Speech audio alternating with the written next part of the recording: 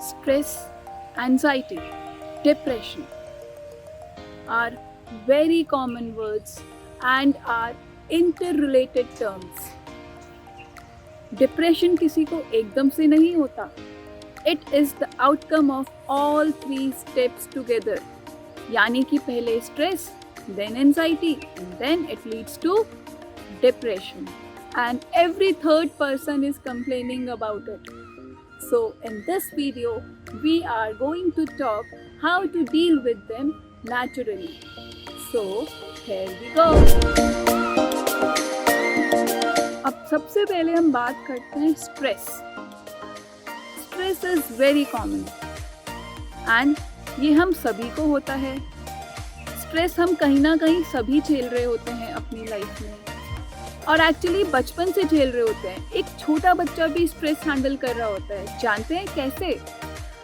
जब हम छोटे बच्चे को, जब वो 2.5-3 साल का हो जाता है, हम उसको स्कूल भेजना शुरू करते हैं, राइट?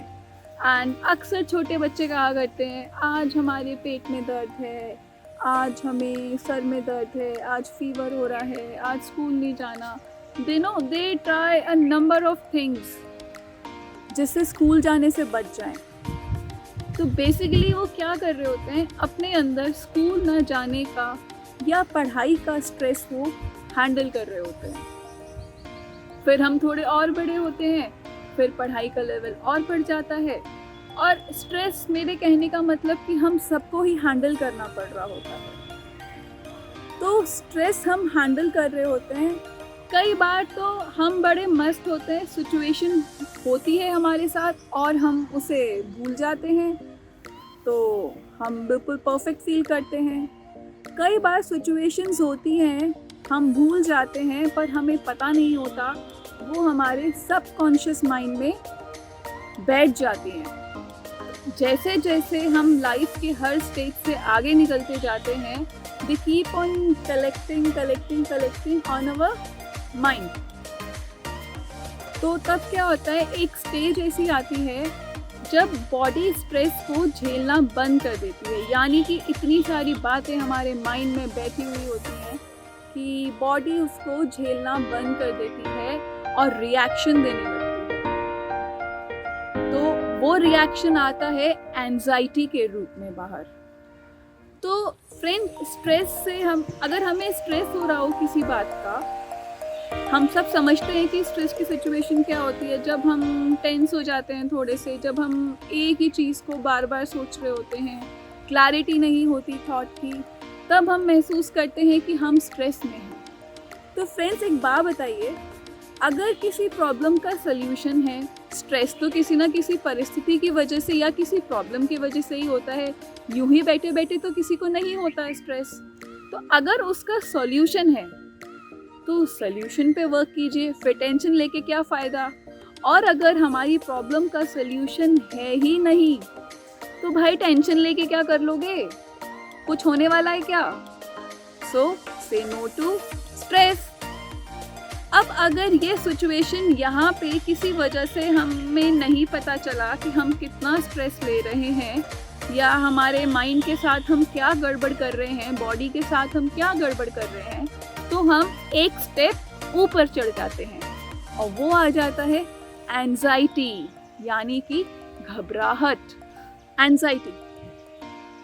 एंजाइटी भी सभी को होती है, बड़ा कॉमन है सब में ये. हम सभी कभी ना कभी एंजाइटी से गुजरे होते हैं, पर वो नॉर्मल होती है. वो किस सिचुएशन में नॉर्मल होती है? जैसे हम मैरिज प्रपोजल के लिए जाते हैं, तो मन में उथल पुथल हो रही होती है, हम सभी के हो रही होती है. तो और वो सिचुएशन जैसे ही ओवर हो जाती है, मन में तरह तरह के ख्याल आते हैं, क्या होगा, कैसे होगा. और जब वो सिचुएशन ओवर हो जाती है तो घबराहट भी नॉर्मल हो जाती है. तो ये नॉर्मल है. या हम कहें कि जैसे हम जब स्टडीज़ ओवर करते हैं, तो हम जॉब्स इंटरव्यू के लिए जाते हैं, तो भी मन में बड़ी उथल पुथल हो रही होती है, तरह तरह की सवाल आ रहे होते हैं हमारे मन में. क्या क्वेश्चन पूछेंगे, क्या आंसर हमें करना है, कैसे अपीयर करना है, क्या अपीयरेंस हमारी होनी चाहिए, एंड वगैरह एंड सो ऑन. तो जब वंस इंटरव्यू गेट्स ओवर, तब भी हम नॉर्मल हो जाते हैं. ऐसे कॉम्पिटिटिव एग्जाम्स के लिए जब जाते हैं तो भी थोड़ी थोड़ी बटरफ्लाइज होती हैं, थोड़ी थोड़ी घबराहट हो रही होती है एग्जाम से पहले, but once it gets over then हम नॉर्मल हो जाते हैं। तो ये नॉर्मल है, ये नेचुरल है। लेकिन हमें ये कैसे पता चले कि एंजाइटी डिसऑर्डर हमें हो गया है?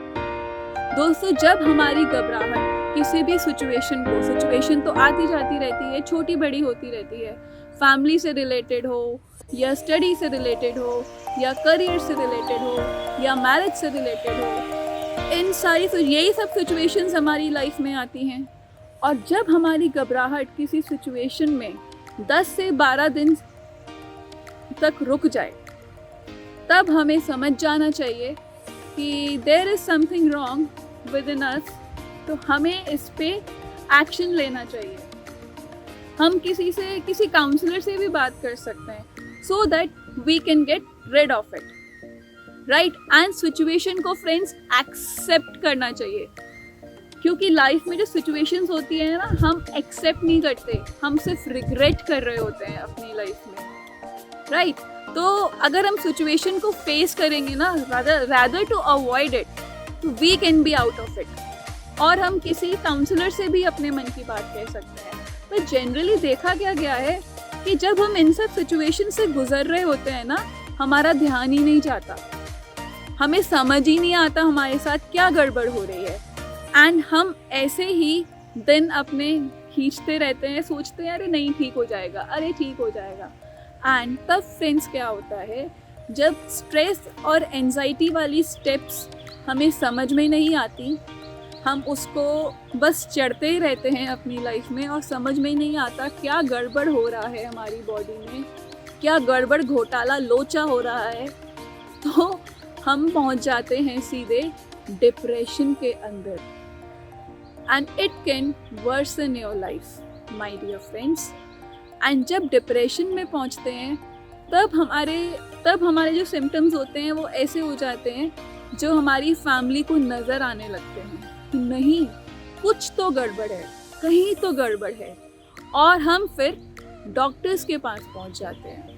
तो डॉक्टर के पास जाने से पहले हमें ये समझने की ज़रूरत होती है कि डिप्रेशन है क्या, राइट? क्या ये साइकोलॉजिकल है या ये फिज़िकल है? साइकोलॉजिकल तो हम सभी समझते हैं कि ये साइकोलॉजिकल है, क्योंकि थॉट्स अच्छे नहीं आते माइंड में, सब गड़बड़ दिखाई देता है, कुछ अच्छा नहीं लगता, कुछ अच्छा करने का मन नहीं करता, नींद नहीं आती, राइट? तो ये सब सिम्टम से हम समझ सकते हैं कि ये साइकोलॉजिकल है। पर क्या ये फिजिकल है? हमें ये भी समझना जरूरी है। बेसिकली अभी फिजिकल कैसे है मैं आपको बताती हूँ, बट मैं ये बताना चाहती हूँ कि ये जो डिप्रेशन नाम का वर्ड है, ये साइकोलॉजिकल और फिजिकल दोनों का कॉम्बिनेशन है, ऐसे कंबाइंड। तो ऐसा नहीं होता कि हम सिर्फ फिजिकल लेवल पे वर्क करेंगे तो हम ठीक हो जाएंगे, हमें दोनों लेवल पे वर्क करना होता है।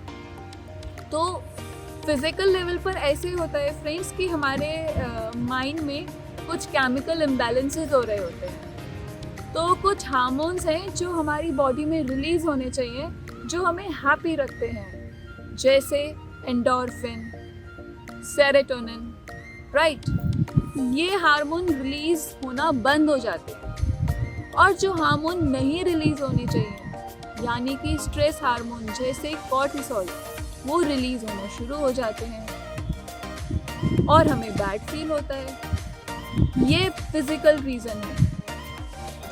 तो जब हम डॉक्टर के पास जाते हैं, वो साइकोलॉजिकल लेवल पर वर्क ज़्यादा नहीं करते, वो हमारी बॉडी पे फिजिकल लेवल पे वर्क करते हैं। तो जब हम मेडिसिन खाते हैं तो हमें अच्छा फील होता है, क्योंकि जो हार्मोन रिलीज होना चाहिए यानी कि endorphin, dopamine, happy hormone, serotonin, ये वो दवाइयों को लेकर ये हार्मोन हमारी बॉडी में रिलीज होना शुरू हो जाते हैं, और जो हार्मोन नहीं रिलीज होना चाहिए उसको ये मेडिसिन ब्लॉक कर देती है, बिल्कुल ऐसे खच। अब वो आर्टिफिशियली ब्लॉक कर देती है और आर्टिफिशियली ही वो जनरेट करना शुरू कर देती है जो हार्मोन होना चाहिए। तो हमें अच्छा फील होता है, लेकिन अपने साइकोलॉजिकल प्रॉब्लम्स को हमें खुद ही डील करना होता है। इस बात को अच्छे से समझ लो कि साइकोलॉजिकल हमें कोई भी ठीक नहीं कर सकता, सिर्फ हम उसके लिए खुद ही रिस्पॉन्सिबल हैं। हमारा मन सबसे ज़्यादा किसी और का नहीं, हमारा खुद का कहना मानता है, तो इसके लिए हम खुद रिस्पॉन्सिबल हैं। डॉक्टर क्या, कोई भी हमें सामने वाला कितना भी समझा ले, लेकिन जब तक हमारे वो अंदर से नहीं आएगी ना, yes I need to come out of it, तब तक हम नहीं हो पाएंगे। जब तक हम नहीं सोचेंगे बस बहुत हुआ, मुझे अब अपनी सोच बदलनी है एंड मुझे इस कंडीशन से बाहर निकलना है, तब तक हम नहीं आ पाएंगे। तो मेडिसिन्स सिर्फ हमारे सिम्टम्स पे वर्क कर रही होती है, राइट, आर्टिफिशियली।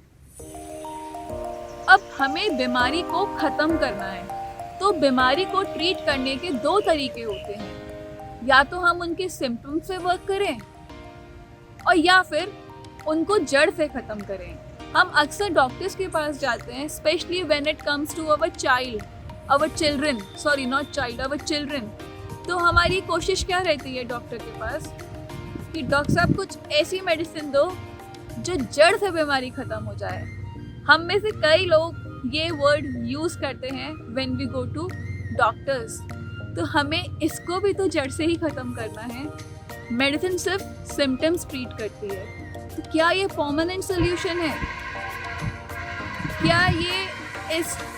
क्या मेडिसिन से हम परमानेंटली रिलीफ हो सकते हैं? नहीं, हमें इसकी कॉज पर जाना चाहिए। तो फॉर एग्जाम्पल, हमारी कार में फ्यूल नहीं है, राइट, और हम प्लान बनाए चले जा रहे हैं कि आज हम जाएंगे किसी अच्छी डेस्टिनेशन पर, रास्ते में किसी फूड जॉइंट पर रुकेंगे, थोड़ा फोटोज़ वगैरह भी खींचेंगे एंड एंजॉय करेंगे। इतना डिस्टेंस हम ट्रैवल करेंगे, इतनी स्पीड पे हम ड्राइव करेंगे। भाई सब कुछ प्लान कर लिया, सब कुछ, और बट साइकोलॉजिकली प्लान किया, राइट, एंड पता लगा गाड़ी में तो फ्यूल ही नहीं है। रेस पे रेस दिए चले जा रहे, क्या इसका कोई फायदा होगा?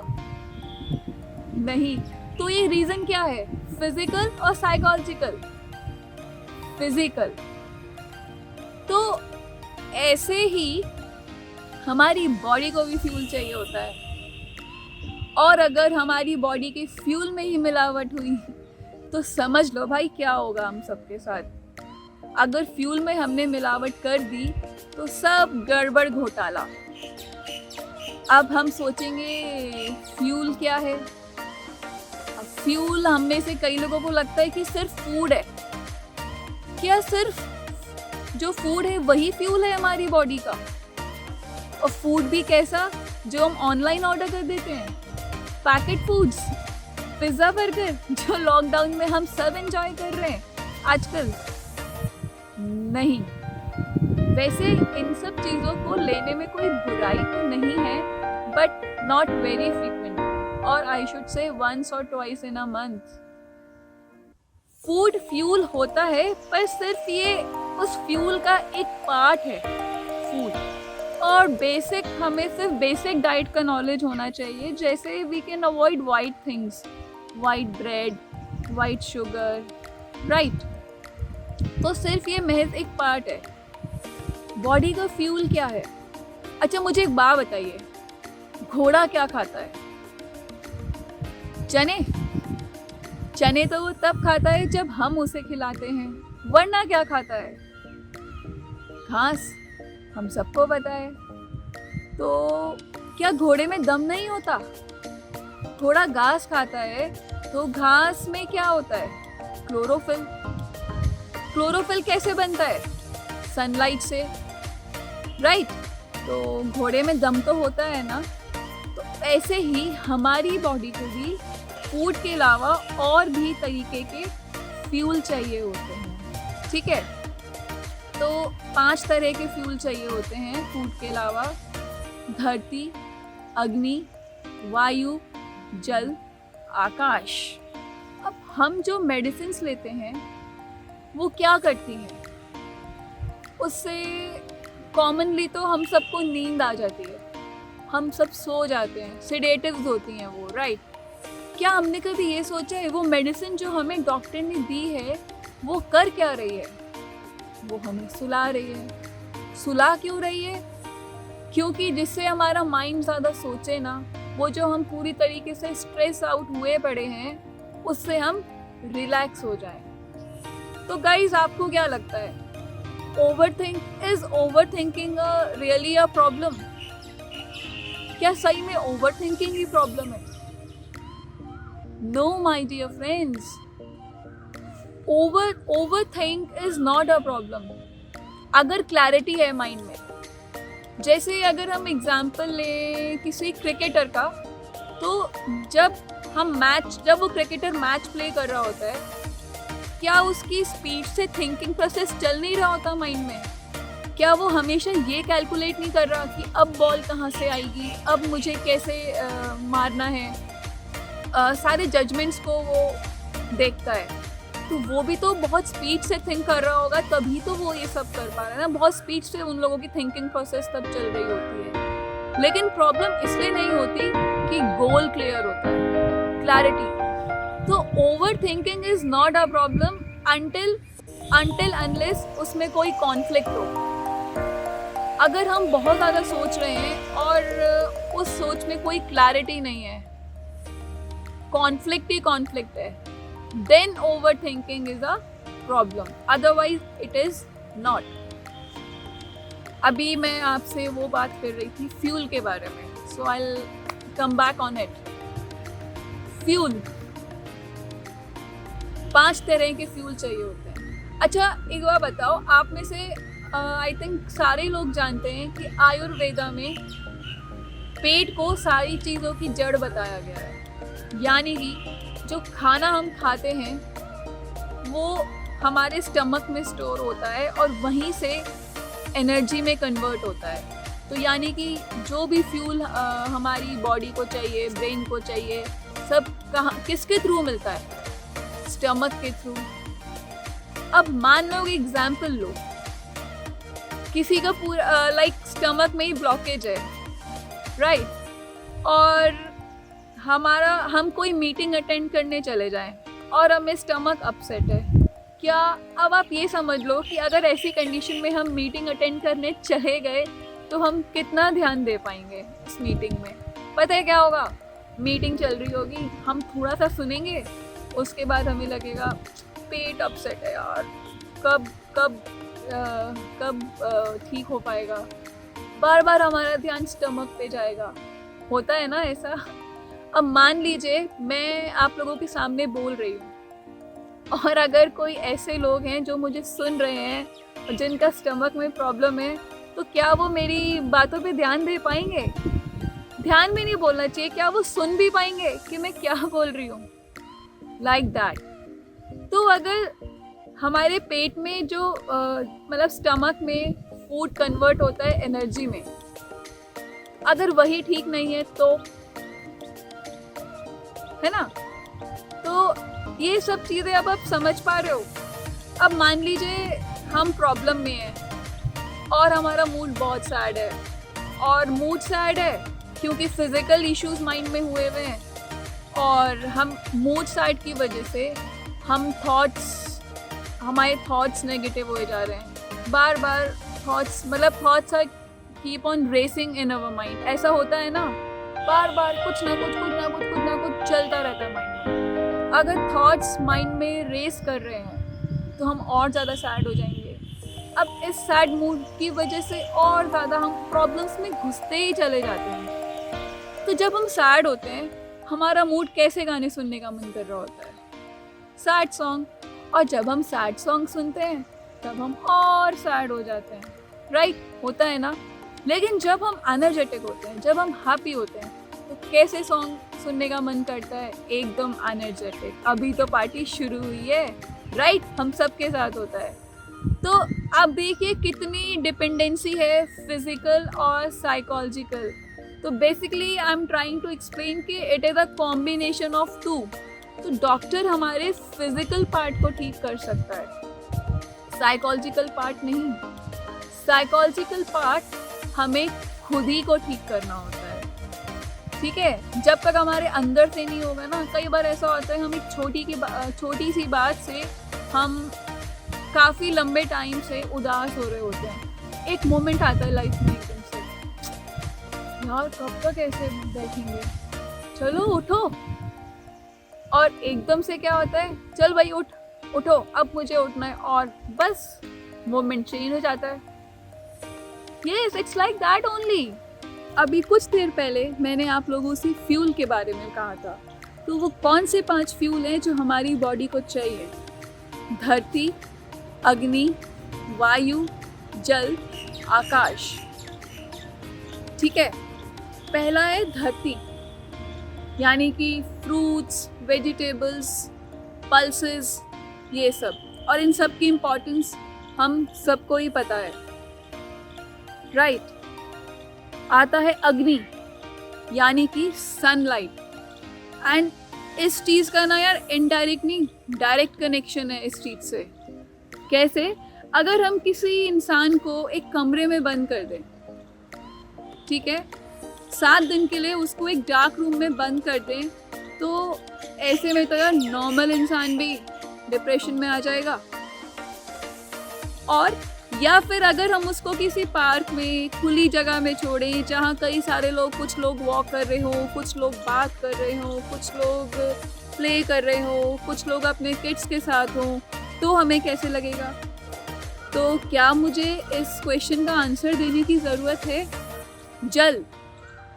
जल तो हम सभी को पता है कि अगर इसकी कमी हो जाती है बॉडी में तो कितने सारे डिजीजेस हमें हो जाते हैं। इसको तो मुझे एक्सप्लेन करने की नीड नहीं है। आकाश। फ्रेंड्स, हम एक्चुअली हमेशा ना थॉट्स से घिरे रहते हैं। ये हो रहा है, ये हो रहा है, ये हो गया, ये हो गया, ये हो गया, ऐसे हो गया, ये हो गया। अब ठीक कैसे करें, ठीक कैसे करें, ठीक कैसे करें, ठीक कैसे करें, क्या करें? अरे छोड़ो। जैसे मैं एक बात बताती हूँ, मैं आपसे अपना एक्सपीरियंस शेयर करती हूँ। अभी जनवरी में धनौल्टी गए थे, मैं अपनी फैमिली के साथ हम लोग धनौल्टी गए थे। तो वहाँ पे जब हम मसूरी से धनौल्टी की तरफ आ रहे थे तो बहुत अच्छा वेदर था। तो बीच में हम लोगों ने कार रोकी एंड वहाँ पे थोड़े से फ़ोटो शूट्स किए और हमने चाय ली वहाँ पर, और दोस्तों मज़ा ही आ गया।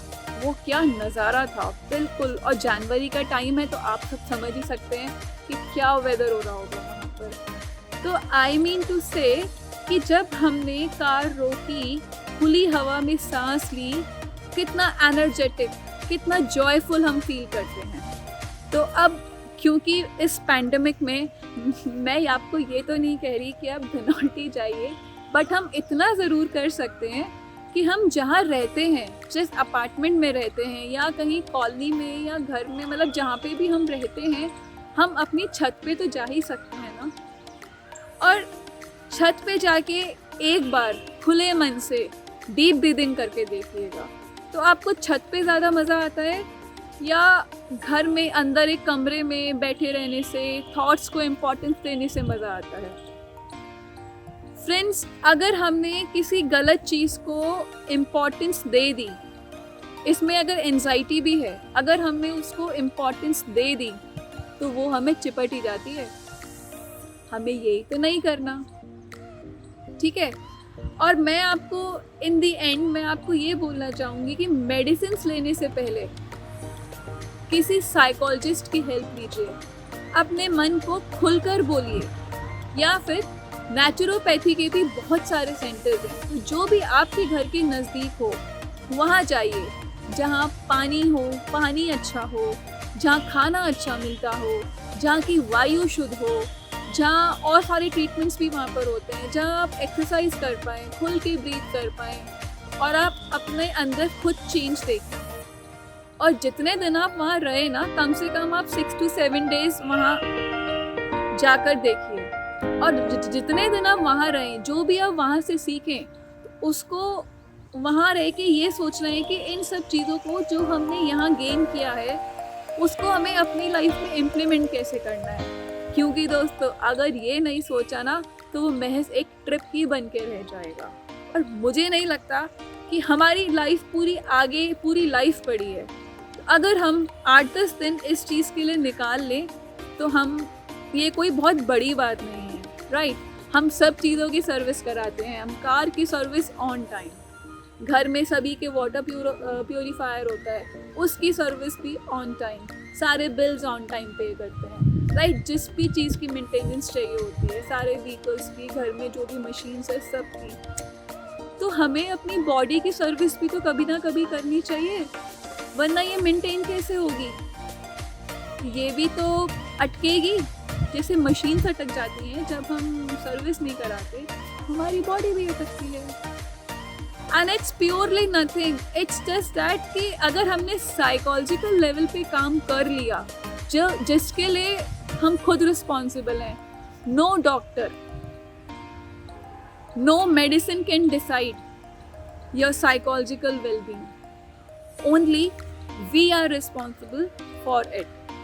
और दोस्तों एक चीज़ मुझे और याद आ गई, सॉरी वीडियो थोड़ा लंबा हो रहा है, पर एक इम्पॉर्टेंट चीज़ याद आई कि जब हम मेडिसिन लेते हैं ना तो मेडिसिन से एक तरह का साइड इफ़ेक्ट और होता है कि मेडिसिन हमको रिलैक्स कर देती हैं, but on the other side ये हमको एक्साइटेड भी कर देती हैं, खूब एक्साइटेड कर देती हैं। तो ज़रूरत से ज़्यादा रिलैक्स और एक्साइटेड दोनों ही खतरनाक है अगर ये नेचुरल नहीं है तो।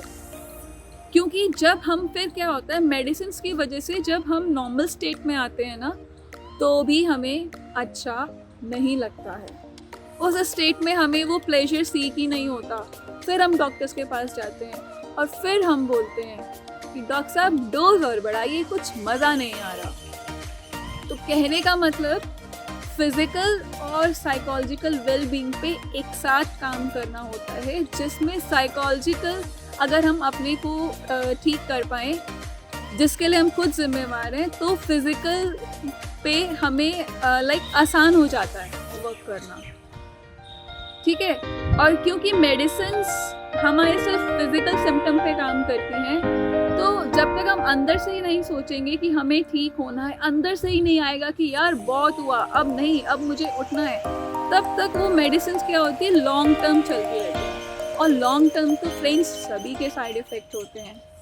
आई होप इस क्वेश्चन का आंसर आप सभी को मिल गया होगा। तो अगर आपकी कुछ क्वेरीज हो तो मुझे नीचे कमेंट्स में ज़रूर पूछिएगा, मैं कोशिश करूँगी उसको आंसर कर पाऊँ, वहीं के वहीं उसको रिप्लाई कर पाऊँ। और अगर आपने मेरे चैनल को सब्सक्राइब नहीं किया है तो प्लीज़ इसको सब्सक्राइब कीजिए, लाइक कीजिए एंड शेयर कीजिए, and don't forget to press the bell icon. तब तक के लिए थैंक यू।